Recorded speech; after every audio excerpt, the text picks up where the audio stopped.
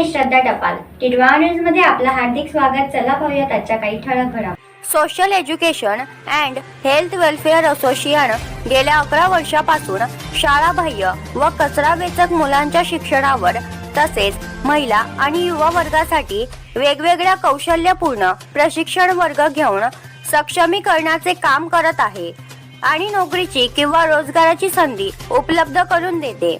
याच अनुषंगाने शिक्षणाचा प्रसार चांगल्या पद्धतीने व्हावा आणि मुलांमध्ये शिक्षणाची आवड निर्माण व्हावी या दृष्टिकोनातून 14 एप्रिल 2024 रोजी भारतीय घटनेचे शिल्पकार डॉक्टर बाबासाहेब आंबेडकर यांच्या जयंतीनिमित्त शिक्षण दिवस साजरा करण्यात आला.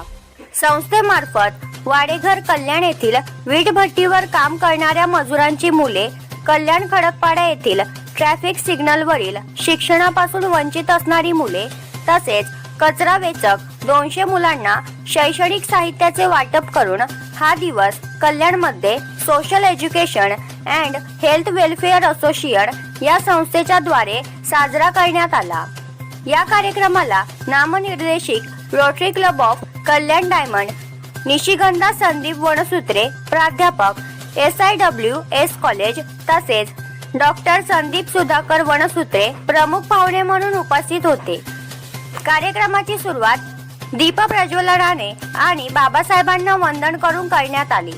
संस्थेचे संस्थापक दीपेश शरद जाधव यांनी या कार्यक्रमाचे महत्त्व पटवून दिले आणि संस्थेचे अध्यक्ष अश्विनी जाधव यांनी मुलांना शिक्षणाचे महत्त्व पटवून दिले. तसेच संस्थेचे सेक्रेटरी संदेश गायकवाड यांनी सूत्रसंचालन केले आणि संस्थेचे स्वयंसेवक रेश्मा गोणते, संजना रायकर, समृद्धी रायकर, परवीन शेख, मनीषा गुप्ता, जोशना सुतार, स्नेहा भगत, गीता बावस्कर, अभिजित, रोहित गोणते, वीरेन जाधव, वेदांगी जाधव, अनुराग, मानसी लोंडे, पूजा पाल, विजय कणोजिया, आचल तसेच Nirmala Niketan college of social वर्कची विद्यार्थिनी सानिका संतोष गोणते BSW2 स्वयंसेवक म्हणून उपस्थित होते. या कार्यक्रमामुळे मुलांमध्ये फार उत्साह होता. तसेच मुलांची मुलाखत Nirmala Niketan college of social वर्कच्या विद्यार्थिनी सानिका संतोष गोणते यांच्याकडून घेण्यात आली आणि मुलाखतीद्वारे या कार्यक्रमाबद्दल अभिप्राय घेण्यात आला. त्यात संस्थेच्या निदर्शनास असे आले की खूप साऱ्या मुलांना शिक्षणासाठी मदतीची गरज आहे.